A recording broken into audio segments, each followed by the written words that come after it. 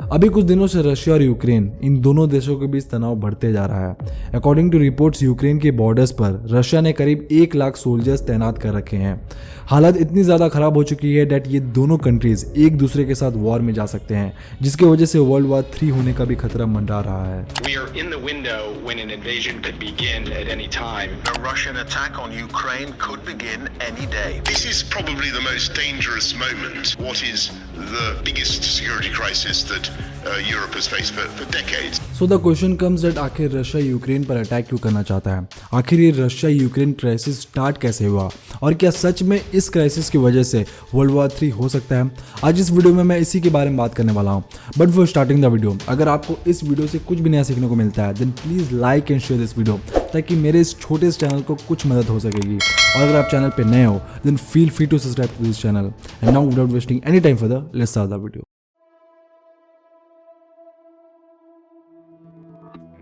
Y Russia is so big. इस वीडियो में मैंने डिस्कस किया है डेट कैसे रशिया पहले एक छोटी सी कंट्री हुआ करती थी जिसका नाम कीव रस था, बट बाद में एक्सपैंड करते करते ये सोवियत यूनियन बन गया। आप इस वीडियो को देखने के बाद उस वीडियो को जरूर देखें। But coming back to the point, आज के समय में कीव यूक्रेन का कैपिटल है। जिन लोगों को नहीं पता तो मैं आपको ये बता दूं डेट ये 1991 से पहले तक यूक्रेन सोवियत यूनियन का पार्ट था। बट 1991 में सोवियत यूनियन के डिसॉल्व होने के बाद यूक्रेन को फाइनली आज़ादी मिल गई। इस आज़ादी के बाद यूक्रेन के लोग और वहाँ के नेता 2 गुटों में बंट गए। इसमें से एक गुट यूरोपियन यूनियन और नेटो को सपोर्ट करता था, तो वहीं दूसरा गुट रशिया के साथ सहानुभूति रखता था और उनको सपोर्ट करता था। 9 साल 2013 से पहले तक रशिया और यूक्रेन इन दोनों कंट्रीज के बीच सब कुछ सही चल रहा था। बट फिर नवंबर 2013 में यूक्रेन को एक बहुत ही क्रूशियल डिसीजन लेना था।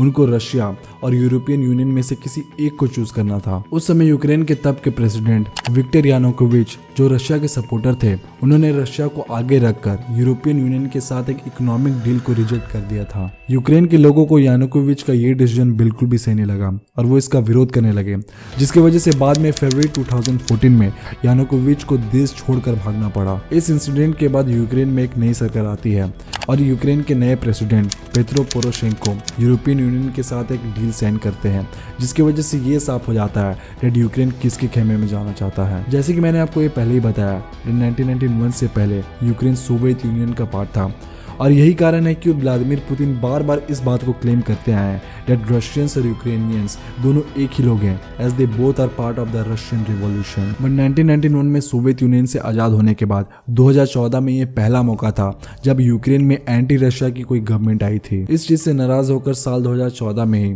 रशिया ने साउथ यूक्रेन में अटैक करके क्राइमिया नाम के इस पेनिनसुला को कैप्चर कर लिया। रशिया के इस इन्वेजन पर व्लादिमीर पुतिन ने कहा दैट क्राइमिया में रशियन लोग मेजोरिटी में आते हैं और यूक्रेन में चल रहे प्रोटेस्ट के बीच उनकी रक्षा करना रशिया की जिम्मेदारी है। इसके तुरंत बाद यूक्रेन के 2 ईस्टर्न स्टेट्स लुहांस्क और दोनबस में कुछ सेपरेटिस्ट ग्रुप के लोग जो रशिया के साथ सहानुभूति रखते थे, उन्होंने यूक्रेन के अगेंस्ट प्रोटेस्ट शुरू कर दिया। इस पे यूक्रेन और वेस्टर्न कंट्रीज ने रशिया को अक्यूज किया दैट उन्होंने ही इस सेपरेटिस्ट ग्रुप को भड़काया है प्रोटेस्ट करने के लिए। रिपोर्ट्स के अनुसार पिछले 7 सालों से जारी इस संघर्ष में यहाँ करीबन 14,000 लोगों की मौत हो चुकी है। But coming back to the point, 2014 के इस इंसिडेंट के बाद से यूक्रेन यूरोपियन यूनियन और वेस्टर्न कंट्रीज के साथ अपने रिश्ते को मजबूत करने में लग गया। आज के समय में रशिया के विरोध के बावजूद यूक्रेन नेटो यानी कि नॉर्थ अटलांटिक ट्रीटी ऑर्गेनाइजेशन को ज्वाइन करना चाहता है। अमेरिका और ब्रिटेन समेत दुनिया के 30 देश इस ऑर्गेनाइजेशन का पार्ट है।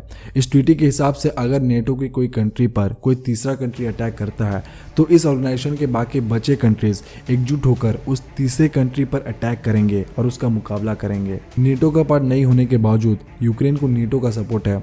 इनफैक्ट नेटो के चीफ जेन्स स्टोल्टेनबर्ग ने रशिया को चेतावनी देते हुए ये कहा है कि अगर रशिया यूक्रेन के अगेंस्ट किसी भी तरह का अटैक करता है तो रशिया को इसके लिए एक भारी कीमत चुकानी पड़ेगी और उन पे सैंक्शंस भी लग सकते हैं। इस पर व्लादिमीर पुतिन ने नेटो से जोर देकर विरोध में ये कहा है दैट यूक्रेन को कभी भी नेटो का पार्ट नहीं बनने देना चाहिए और नेटो को यूरोप में अपने एक्सपेंशन पर अब रोक लगा देना चाहिए। पुतिन के इस स्टेटमेंट से ये बात तो साफ है दैट रशिया को ये डर है दैट अगर यूक्रेन नेटो का पार्ट बन जाता है और अगर आगे आने वाले समय में उनका यूक्रेन के साथ अगर कोई वॉर होता है तो नेटो के बाकी बचे देश उन पर अटैक कर सकते हैं और ऐसा होने से वर्ल्ड वर्ल्ड वॉर 3 होने का भी खतरा बना हुआ है। इसके साथ साथ अगर यूक्रेन नेटो का पार्ट बन जाता है तो रशिया यूक्रेन पर स्थायी पकड़ खो देगा और यूक्रेन पर वेस्टर्न कंट्रीज का दबदबा हो जाएगा। और यही कारण है कि रशिया यूक्रेन को इन्वेड करना चाहता है। Thanks for watching this video. और अगर आपको ऐसी और इन्फॉर्मेटिव वीडियोस देखना पसंद है then watch these videos which are right in front of your screen.